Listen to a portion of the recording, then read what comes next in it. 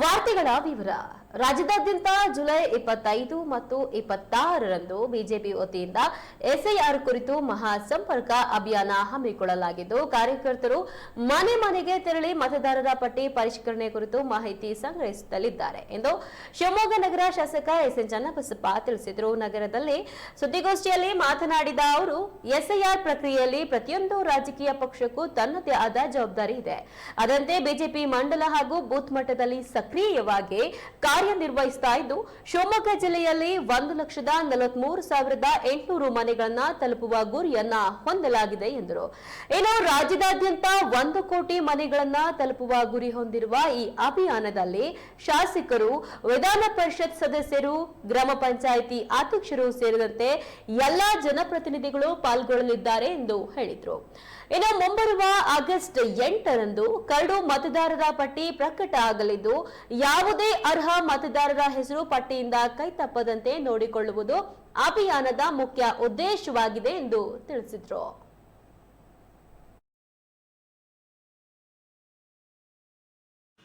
ಪ್ರತಿ 20 ವರ್ಷಕ್ಕೊಮ್ಮೆ ಚುನಾವಣೆ ನಡೆಯುವಂಥ ಈ ಒಂದು ಸಂದರ್ಭಗಳಲ್ಲಿ ಅದನ್ನು ಗಮನದಲ್ಲಿಟ್ಟುಕೊಂಡು ಈ ಕಾರ್ಯಕ್ಕೆ ದೊಡ್ಡ ಶಕ್ತಿ ಕೊಡಬೇಕು. ಯಾಕಂದರೆ ಇದು ಪ್ರಜಾಪ್ರಭುತ್ವದಂಥ ರಾಷ್ಟ್ರ. ಈ ರಾಷ್ಟ್ರ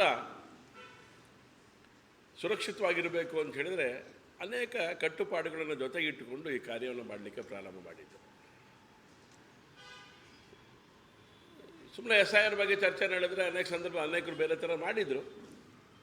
SIR ಅಂತ ಹೇಳಿದ ತಕ್ಷಣ ಪಶ್ಚಿಮ ಬಂಗಾಳಲ್ಲಿ ಬೇರೆ ರೀತಿಯ ಪ್ರತಿಭಟನೆಗಳು ಸ್ವರೂಪ ತಗೊಳ್ತು, ಬಿಹಾರದಲ್ಲಿ ತಗೊಳ್ತು, ಒಟ್ಟೆಲ್ಲ ಕಡೆ ನಡೀತು. ಒಳನುಸುಳುಕೋರರು ಯಾರಿದ್ದರೂ ಅವರಿಗೆ ಪತ್ತೆ ಹಚ್ಚಕ್ಕಿದ ಒಂದು ವಿಶೇಷವಾದಂಥ ಒಂದು ಸಂದರ್ಭಗಳು. ಹಾಗೆಯೇ ನಿಜವಾಗಲೂ ಯಾರು ಮತದಾರ ಇದ್ದಾನೆ ಈ ದೇಶದಲ್ಲಿ, ಅವನು ಮತದಾನದಿಂದ ಹಿಂದುಳಿಬಾರ್ದು. ಮತದಾರರ ಪಟ್ಟಿಯಲ್ಲಿ ಪರಿಷ್ಕರಣೆಗೆ ಒಳಪಟ್ಟು ಅವನು ಇರಲೇಬೇಕು.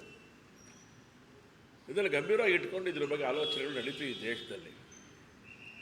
ಅನೇಕ ಬಾರಿ ಪರಿಷ್ಕರಣೆ ನಡೆದಿದೆ, ಆ ಡೀಟೇಲಿಗೆ ನಾನು ಹೋಗೋದಿಲ್ಲ. ಆದರೆ ಈ ಪರಿಷ್ಕರಣೆಗಳಿಗೆ ಒಂದು ಪೊಲಿಟಿಕಲ್ ಪಾರ್ಟಿಯ ಜವಾಬ್ದಾರಿ ಏನು, ಅದನ್ನು ಅರ್ಥ ಮಾಡ್ಕೊಂಡು ನಾವು ಕಾರ್ಯ ಮಾಡುವಂಥದ್ದು ಅವಶ್ಯಕತೆ ಇದೆ. ಅದರ ಹಿನ್ನೆಲೆಯಲ್ಲಿ ಒಂದು ಹೆಜ್ಜೆ ನಾವು ಮುಂದಕ್ಕೆ ಹೋಗಿದ್ದೇವೆ. ಚುನಾವಣಾ ಆಯೋಗ ಏನು ಹೇಳಿದೆ ಅದಕ್ಕೆ ಪೂರಕವಾಗಿ ಭಾರತೀಯ ಜನತಾ ಪಾರ್ಟಿ ತನ್ನ ಕಾರ್ಯದ ಚಟುವಟಿಕೆಗಳನ್ನು ಮಾಡ್ಕೊಳ್ತಾ ಬಂತು. ಇವತ್ತಿಗೆ 25 ದಿನ ಆಯಿತು ಪ್ರಾರಂಭ ಆಗಿ. SIR ಮತದಾರರ ಸಮಗ್ರ ಪರಿಷ್ಕರಣೆ ಪ್ರಾರಂಭ ಆಗಿ 25 ದಿನ ಆಗಿದೆ. ಆ ಅಂಕಿಅಂಶಗಳು ಎಷ್ಟು ಓಟ್ ಆಗಿದೆ ಏನು ಅನ್ನೋದಕ್ಕಿಂತ ಜಾಸ್ತಿ ನಾವು ಯೋಚನೆ ಮಾಡಲಿಕ್ಕೆ ಹೊರಟಿರುವಂಥದ್ದು, ಪ್ರತಿಯೊಬ್ಬ ಮತದಾರನೂ ಕೂಡ ಯಾರು 18 ವರ್ಷ ತುಂಬಿದೆ, ಯಾರು ಈ ಹಿಂದೆ ಮತದಾರ ಆಗಿದ್ದರು, ಅವರೆಲ್ಲರದ್ದು ಏನೋ ಪರಿಷ್ಕರಣೆ ಒಳಪಡಬೇಕು ಅಂಥೇಳಿ ಜಾಗೃತಿ ಮೂಡಿಸೋ ಕೆಲಸವನ್ನು ಕೂಡ ನಾವು ಮಾಡ್ತಾನೆ ಬಂದಿದ್ದೇವೆ. ಹಾಗಾಗಿ ಎಲ್ಲ ಪೊಲಿಟಿಕಲ್ ಪಾರ್ಟಿಗೂ ಕೂಡ BLA 2 ಮಾಡಲಿಕ್ಕೆ ಅವಕಾಶ ಇತ್ತು. ಅದೇ ರೀತಿ ನಾವು ಕೂಡ ಮಾಡಿದ್ದೇವೆ. ವಿಶೇಷವಾಗಿ ಎಲ್ಲ ಮತಗಟ್ಟೆಗಳಲ್ಲಿ 1786 ಮತಗಟ್ಟೆಗಳಲ್ಲಿ 1793 ಅಷ್ಟು ಮತಗಟ್ಟೆಗಳಲ್ಲಿ ಕೂಡ ಭಾರತೀಯ ಜನತಾ ಪಾರ್ಟಿಯ BLA 2 ಇದ್ದಾರೆ. ಫಾರಮ್ ಅಂತ ಕೇಳ್ತಾರೆ. ಫಾರಮ್ ಬಂದಿದೆ ಅಂತ ಹೇಳಿದಾಗ ವಾಪಸ್ ಕೊಟ್ಟರೆ ಕೇಳ್ತಾರೆ. ವಾಪಸ್ ಕೊಟ್ಟಿದ್ದೀವಿ ಅಂತ ಅವ್ರಿಗೆ ಧನ್ಯವಾದ ಸಮರ್ಪಣೆ ಮಾಡ್ತಾರೆ. ಯಾಕಂದರೆ ಪ್ರಜಾಪ್ರಭುತ್ವಕ್ಕೆ ಶಕ್ತಿ ಕೊಡುವಂಥ ಕಾರ್ಯದಲ್ಲಿ ಪಾಲ್ಗೊಂಡಿದ್ದೀರಿ, ಹಾಗೆ ನಿಮಗೆ ಅಭಿನಂದನೆ ಸಲ್ಲಿಸ್ತಾರೆ. ಸುರಕ್ಷತೆಗೋಸ್ಕರ ಈ ಒಂದು ಶಕ್ತಿಯುತವಾದಂಥ ಕಾರ್ಯಕ್ಕೆ ತಾವು ಮನಸ್ಸು ಮಾಡಿದ್ದೀರಿ, ಅದು ಪರಿಣಾಮ ನಿಮಗೆ ಅಭಿನಂದನೆ ಸಲ್ಲಿಸ್ತೇವೆ ಅಂತ ಹೇಳಿ ಹೋಗ್ತಾರೆ. ಅಕಸ್ಮಾತ್ ಯಾರ ಮನೆಗಳಲ್ಲಿ ಫಾರಮ್ ಇನ್ನೂ ತಲುಪಿಸಿಲ್ಲ, ಬರೆಯೋಕ್ಕಾಗಿಲ್ಲ, ಸಮಸ್ಯೆ ಆಗಿದೆ ಅಂತ ಹೇಳ್ತಾರೆ, ಅವರಿಗೆ BLA 2 ಮೂಲಕ ಸಹಕಾರ ಕೊಟ್ಟು ಆ ಫಾರಮನ್ನು ವಾಪಸ್ ತಗೊಂಬಂದು BLOಗೆ ತಲುಪಿಸೋ ಕೆಲಸವನ್ನು ಮಾಡ್ತಾರೆ. ಈ 2 ದಿನಗಳಲ್ಲಿ ವಿಶೇಷವಾದಂಥ ರೀತಿಯೊಳಗಡೆ ನಾವು ಯೋಚನೆ ಮಾಡಿದಂಥ ಪರಿಣಾಮ 1,43,800 ಮನೆಗಳಿಗೆ ತಲುಪಬೇಕು ಅಂತ ನಿಶ್ಚಯ ಮಾಡಿದೆ. ಇಡೀ ಜಿಲ್ಲೆಯಲ್ಲಿ 1,43,800 ಮನೆಗಳನ್ನು ಭೇಟಿ ಮಾಡಬೇಕು ಅಂಥೇಳಿ ಈ 2 ದಿನದಲ್ಲಿ ತೀರ್ಮಾನ ಮಾಡಿದೆ.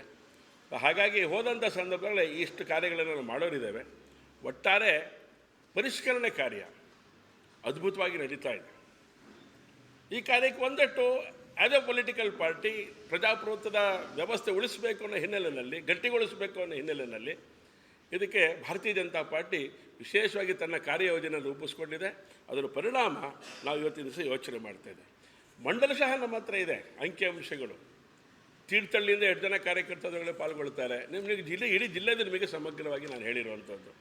ಸೊ ಹಾಗಾಗಿ ಶಿವಮೊಗ್ಗ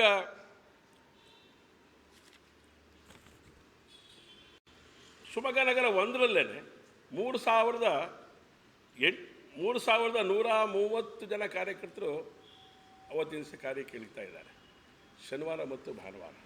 ಈ ಥರ ಎಲ್ಲ ಮಂಡಲಗಳು ಕೂಡ ಇಳಿತಾರೆ. ಪ್ರತಿ ಮತಗಟ್ಟೆಗಳಲ್ಲಿ ಕಾರ್ಯ ನಮ್ಮದು ನಡೀತಾ ಇದೆ, ನಿರಂತರವಾಗಿ ಮಾಡ್ಕೊಂಡು ಬಂದಿದ್ದೇವೆ. 25 ದಿನಗಳ ಕಾರ್ಯ ನಿಜವಾಗ್ಲೂ ಬೂತ್ ಮಟ್ಟದಲ್ಲಿ ಕಾರ್ಯಕರ್ತರು ಒಂದೊಂದು ಬೂತ್ಗಳಲ್ಲಿ 12 ಜನರ ತಂಡ ನಮ್ಮದಿದೆ. ಅವರಿಗಾಗಲೇ ಆ್ಯಕ್ಟಿವ್ ಆಗಿ ಕೆಲಸವನ್ನು ಮಾಡ್ತಾ ಇದ್ದಾರೆ.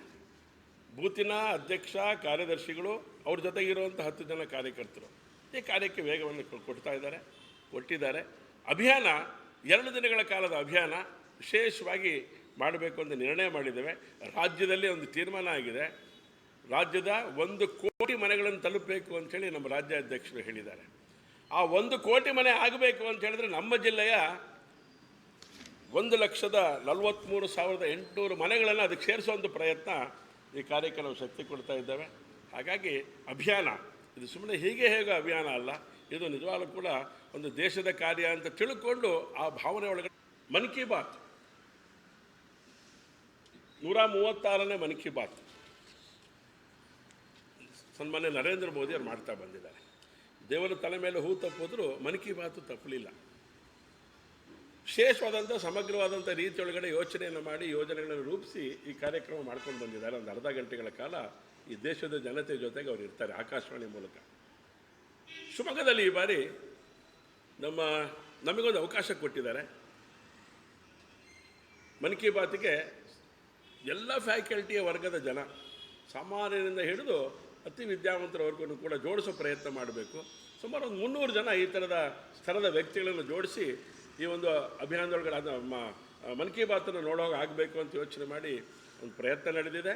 ಅದಕ್ಕೆ ನಮ್ಮ ರಾಜ್ಯದ ಮತ್ತು ನಮ್ಮ ದೇಶದ ಈ ವ್ಯವಸ್ಥೆಯನ್ನು ನೋಡ್ತಾ ಇರೋಂಥ ನಮಗೆ ಜವಾಬ್ದಾರಿ ಕೊಟ್ಟಿದ್ದಾರೆ ಶಿವಮೊಗ್ಗ ಜಿಲ್ಲೆಗೆ. ಅದರೊಳಗೆ ವಿಶೇಷವಾಗಿ ಶಿವಮೊಗ್ಗ ನಗರದಲ್ಲಿ ಈ ಕಾರ್ಯಕ್ರಮ ನಡೆಯುತ್ತೆ. ಈ ಕಾರ್ಯಕ್ರಮ ದೈವಜ್ಞ ಕಲ್ಯಾಣ ಮಂಡಳಿ ಬೆಳಗ್ಗೆ 11 ಗಂಟೆಗೆ ನಡೆಯುತ್ತೆ. 10 ವರ್ಷ ಸಂಗತಿ ಕರ್ನಾಟಕ ಕಾರ್ಯನಿರತ ಪತ್ರಕರ್ತರ ಸಂಘ ಪ್ರತಿ ಬಾರಿ ಈ ಹಿಂದೆ ಎಕ್ಸ್ಟೆಂಡ್ ಮಾಡಬೇಕು ಅಂತ, ಯಾಕೆಂದರೆ ಆಗಸ್ಟ್ನಲ್ಲಿ 2ನೇ ತಾರೀಕಿಗೆ ಈ ತಿಂಗಳು 29ಕ್ಕೆ ಎಂಡ್ ಆಗಬೇಕಾಯಿತು. ಆಗಸ್ಟ್ 8ನೇ ತಾರೀಕು ತನಕ ಇದಕ್ಕೆ ಅವಕಾಶ ಕೊಟ್ಟಿದ್ದಾರೆ. ಮತ್ತೊಂದು ಸರಿ ಎಕ್ಸ್ಟೆನ್ಷನ್ ಕೊಡ್ತಾರೆ ಅಂತ ನಮಗೆ ಅನಿಸ್ತಾ ಇಲ್ಲ. ಆದರೆ 8ನೇ ತಾರೀಕು ಒಳಗಾಗಿ ಸಮಗ್ರವಾಗಿ ಯಾರ್ಯಾರಿಗೆ ನಾವು ಈಗಾಗಲೇ ಮ್ಯಾಪಿಂಗ್ ಮಾಡಿದ್ದಾರೆ. ಮ್ಯಾಪಿಂಗ್ ಕಾರ್ಯ ಮುಗಿದ ಮೇಲೆ ಎಲ್ಲ ಮನೆಗಳಿಗೆ ಫಾರ್ಮೆಟನ್ನು ಕೊಟ್ಟಿದ್ದಾರೆ. ಈಗಾಗಲೇ ಫಾರ್ಮೆಟ್ ಕೊಡಬೇಕಾದ್ರೆ BLOಗಳಿಗೆ ಅನೇಕ ಸಂದರ್ಭದಲ್ಲಿ ಯಾರು ಎಲ್ಲಿದ್ದಾರೆ, ಯಾಕಂದರೆ BLOಗಳೆಲ್ಲ ಹೊಸಬರು ಪಾಪ, ಎಲ್ಲೋ ಟೀಚರ್ ಇದ್ದಾರೆ, ಎಲ್ಲೋ ಅಂಗನವಾಡಿ ಟೀಚರ್ ಇದ್ದಾರೆ. ಈ ಥರದಲ್ಲೆಲ್ಲ ಅಲ್ಲಿ ಬಂದಿದ್ದ ಪರಿಣಾಮ ಹುಡುಕಕ್ಕೆ ಸಮಸ್ಯೆ ಆದಂಥ ಸಂದರ್ಭದಲ್ಲಿ BLOಗಳಿಗೆ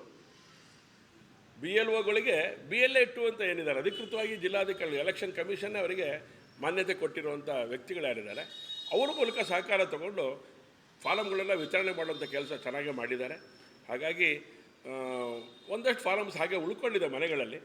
ಅದನ್ನು ವಾಪಸ್ ತೆಗಿಲಿಕ್ಕೆ ಈ ಅಭಿಯಾನ ಸಹಕಾರಿ ಆಗುತ್ತೆ ಅಂತ ನಾನು ನಂಬಿಕೊಂಡಿದ್ದೇನೆ.